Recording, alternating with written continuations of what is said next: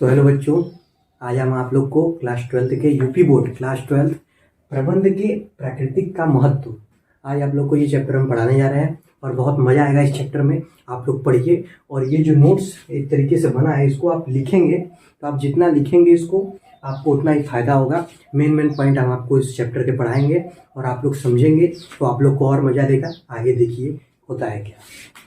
देखिए प्रबंध की परिभाषा क्या होती है। तो सबसे पहले हम लोग को प्रबंध की परिभाषा जाननी पड़ेगी। धीरे पॉइंट पे आएंगे, इधर उधर की बात नहीं। सबसे पहले प्रबंध की परिभाषा, प्रबंध होता क्या है हम इसके बारे में जानेंगे। देखिए प्रबंध का मतलब ये क्या होता है, जैसे कि आप लोग कोई काम कर रहे हैं तो आपको मान लीजिए कोई शादी विवाह है तो उसमें आप लोग को दे दिया गया कि बेटा ये तुम काम करो, ये काम करो, तुम इसको पूरा एक तरीके से एनालाइज करो और तुम अपने हिसाब से प्रबंध करो, अपने हिसाब से सिस्टम को चलाओ। तो जब आप किसी कार्य को करते हैं, किसी कार्य को समूह में करते हैं, जैसे यहाँ पे क्या लिखा है कि प्रबंध दूसरे व्यक्तियों से कार्य कराने का ढंग है, मतलब कि दूसरे व्यक्तियों से कार्य कराने का ढंग है। जैसे कि हम प्रबंधक हैं, हम मान लीजिए किसी होटल में मैनेजर हैं तो हम उस होटल को संभालेंगे, उसके जो कार्यभार हैं हम व्यक्तियों से किस तरीके से कार्य कराएंगे, किस तरीके से व्यक्तियों को कार्य सौंपेंगे, ये सभी कार्य प्रबंध बहुत ही चतुराई से, समझिए बहुत ही चतुराई से प्रबंधक जो होता है, चतुरतापूर्ण विवेकपूर्ण किसी व्यक्तियों के समूह से कार्य कराने का एक ढंग होता है, उसको ही हम प्रबंध कहते हैं। तो प्रबंध का मतलब आप हमेशा दिमाग में ये बैठा रहिएगा कि प्रबंध का मतलब ये नहीं होता है कि आप जो भी सोच लें। आपको प्रबंध का मतलब ये होता है कि जब आपको कोई आप कार्यभार जो हुआ है आप उस कार्यभार को संभाल रहे हैं, उस कार्यभार को सौंप रहे हैं किसी को कार्य करने के लिए, आप जो अपने बिजनेस को मैनेजर के तौर पर संभाल रहे हैं, वो प्रबंधक होता है। आप इतना समझ लीजिए कि प्रबंधक क्या होता है। प्रबंधक एक बार आपको बता दे रहे हैं, प्रबंध दूसरे व्यक्तियों से कार्य कराने का ढंग है। इस प्रकार वह व्यक्ति जो अन्य व्यक्तियों से कार्य कराने की क्षमता रखता है प्रबंधक कहलाता है। तो इसका मतलब यही होता है कि आप एक तरीके से, आपको कोई कार्यभार दे दिया गया है, आप उस कार्यभार को संभाल रहे हैं, आप उस कार्यभार को देख रहे हैं, आप उस कार्यभार को पूरी तरीके से संभाल रहे हैं, वो प्रबंधक करता है। प्रबंधक जैसे हमको कोई कार्य दिया गया है, अब उस कार्य को हम संभाल रहे हैं, हम किसी को कार्य सौंप रहे हैं, ये सभी कार्य प्रबंधक का होता है। ठीक है, अब इतना आप लोग समझ गए कि प्रबंधक क्या होता है। अब हम देखेंगे कि प्रबंध की विशेषताएं, कि प्रबंध की क्या होती है, विशेषताएं क्या होती है। देखिए उद्देश्य निर्धारण, प्रबंध की पहली विशेषता क्या है, उद्देश्य निर्धारण की। प्रबंध सामग्री, श्रम, मशीनरी, भूमि, सरकार सबका उपयोग करके अधिक से अधिक उत्पादन करता है और उत्पादित वस्तुओं को बेचकर अधिक से अधिक लाभ कमाता है। ये प्रबंधक का समझ लीजिए उद्देश्य होता है। तो उद्देश्य निर्धारण। फिर है प्रबंध एक आधिकारिक श्रृंखला है। प्रबंध क्या है, एक आधिकारिक श्रृंखला है। तो इसका मतलब आप समझिए कि प्रबंध एक आधिकारिक श्रृंखला है, मतलब एक संगठन में प्रबंध के कई स्तर पाए जाते हैं, जैसे उच्च स्तरीय प्रबंधक, निम्न स्तरीय प्रबंधक, मध्य स्तरीय प्रबंधक।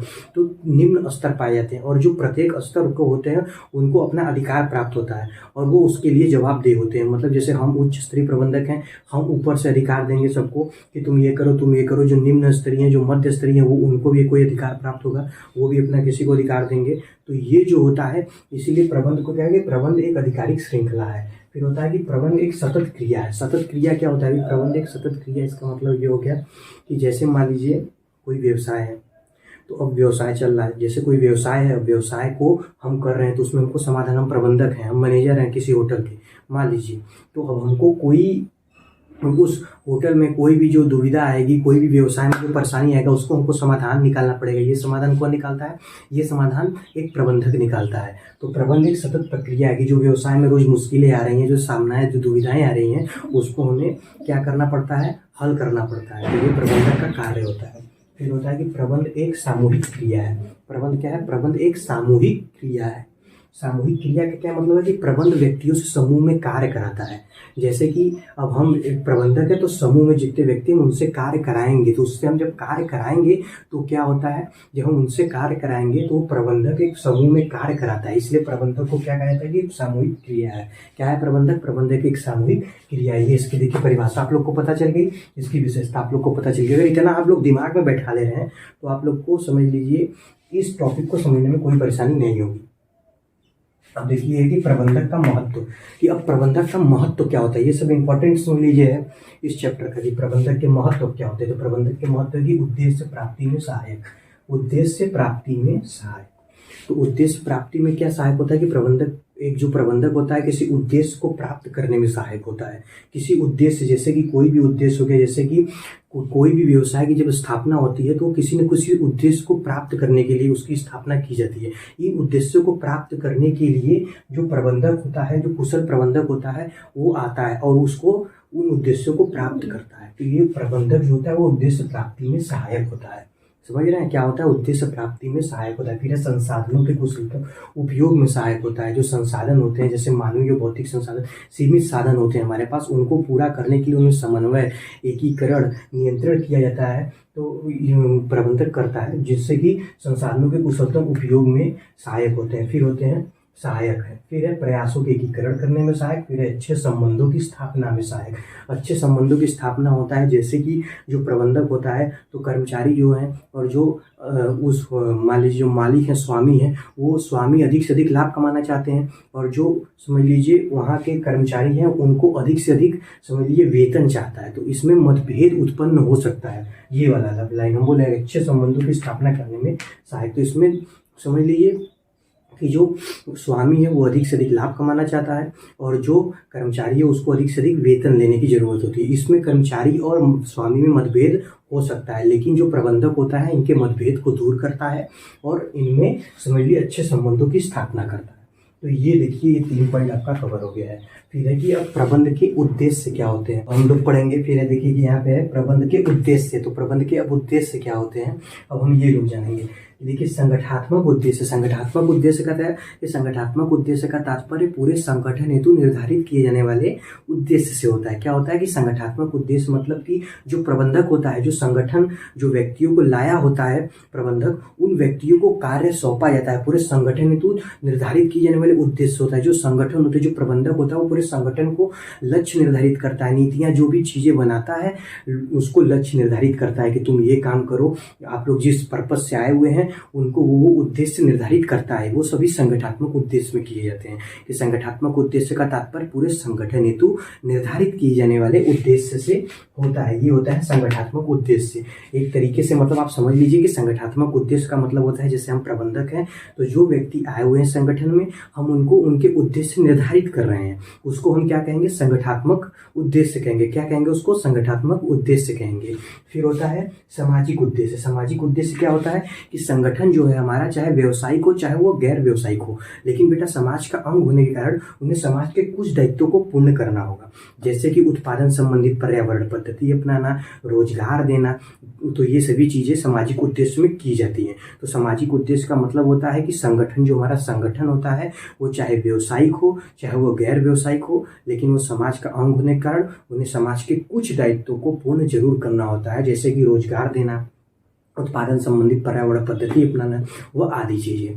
फिर होता है भाई व्यक्तिगत उद्देश्य। ये सब बहुत ही सिंपल टॉपिक है। व्यक्तिगत उद्देश्य, व्यक्तिगत उद्देश्य में जो कर्मचारी होते हैं उनके संदर्भ में निश्चित किए जाने वाले उद्देश्य से होता है। तो व्यक्तिगत उद्देश्य का तात्पर्य हो गया कि व्यक्तिगत उद्देश्य के साथ का उद्देश्य का तात्पर्य कर्मचारियों के संदर्भ में निश्चित किए जाने वाले उद्देश्य होता है। इन उद्देश्य को निश्चित करते समय व्यक्तिगत उद्देश्य व संगठनात्मक उद्देश्य, जो व्यक्तिगत उद्देश्य होते हैं और जो संगठनात्मक, दोनों को साथ लेकर चलना पड़ता है। जो क्योंकि देखो व्यक्तिगत उद्देश्य हो गया और जो संगठनात्मक, दोनों अगर हम साथ लेकर नहीं चलेंगे तो उनके बीच मतभेद उत्पन्न हो जाएगा। तो इसको हमें साथ लेकर चलना पड़ता है। तो वो होता है व्यक्तिगत उद्देश्य। व्यक्तिगत उद्देश्य के अंदर क्या किया जाता है, व्यक्तिगत उद्देश्य के अंतर्गत जो कर्मचारी होते हैं और जो संगठनात्मक उद्देश्य होता है, जो व्यक्तिगत उद्देश्य, दोनों को साथ लेकर हमें चलना पड़ता है। और व्यक्तिगत उद्देश्य के अंतर्गत कर्मचारियों के संदर्भ में निश्चित किए जाने वाले उद्देश्य से होता है। ठीक है, तो ये 3 टॉपिक है, संगठनात्मक उद्देश्य, प्रबंध के अगर कभी भी उद्देश्य पूछेगा आप लोग से तो संगठनात्मक उद्देश्य, सामाजिक उद्देश्य और व्यक्तिगत उद्देश्य, तो यही उद्देश्य होते हैं। संगठनात्मक उद्देश्य एक बार और बता दें कि संगठनात्मक उद्देश्य का तात्पर्य पूरे संगठन हेतु निर्धारित किए जाने वाले उद्देश्य होता है। जैसे कि जो प्रबंधक होता है, जो व्यक्ति संगठन में आए हुए हैं उनको वो उद्देश्य निर्धारित करता है। फिर होता है सामाजिक उद्देश्य कि संगठन हमारा चाहे व्यवसायिक हो चाहे वह गैर व्यवसायिक हो, समाज का अंग होने के कारण उन्हें समाज के कुछ दायित्वों को पूर्ण करना होता है, जैसे रोजगार देना, उत्पादन संबंधित पर्यावरण पद्धति अपनाना, वो आदि चीजें। फिर होता है क्या है, व्यक्तिगत उद्देश्य। व्यक्तिगत उद्देश्य क्या होता है, व्यक्तिगत उद्देश्य होता है कि व्यक्तिगत उद्देश्य का तात्पर्य कर्मचारियों के संदर्भ में निश्चित किए जाने वाले उद्देश्य से होता है। इन उद्देश्यों को निश्चित करते समय व्यक्तिगत उद्देश्य और संगठनात्मक उद्देश्य दोनों को साथ लेकर चलना पड़ता है ताकि इनके बीच कोई भी मतभेद उत्पन्न न हो। और ये जो सभी टॉपिक हैं, 1 टॉपिक, 2 टॉपिक, 3 टॉपिक, 4 टॉपिक, अगर ये सभी टॉपिक अगर आप लोग याद कर ले रहे हैं तो आप लोग को बहुत फ़ायदा होगा। ये इस चैप्टर के समझ लीजिए मेन टॉपिक है। अभी हम आगे अगले वीडियो में और टॉपिक इस चैप्टर के लाएंगे और उस चैप्टर को समझ लीजिए, तब वो अगले वीडियो में चैप्टर पूरा कंप्लीट हो जाएगा। और अगर आप लोग ये सभी टॉपिक लिख ले रहे हैं 1, 2, 3, 4, तो ये समझ लीजिए बहुत ही आप लोगों के लिए अच्छा होगा। जो क्लास 12 के यूपी बोर्ड के बच्चे हैं, हम उनके लिए स्पेशली ये सभी चीज़ें कर रहे हैं, क्योंकि समझ लीजिए हमें यूपी बोर्ड के लिए बहुत कुछ करना है। और ये जो बच्चे हैं उनसे बहुत ही निवेदन है कि आप लोग भाई साहब ये सभी चीज़ें याद कर लें। 1, 2, 3 और 4, आगे इसको आप लोग नोट्स में लिखिए।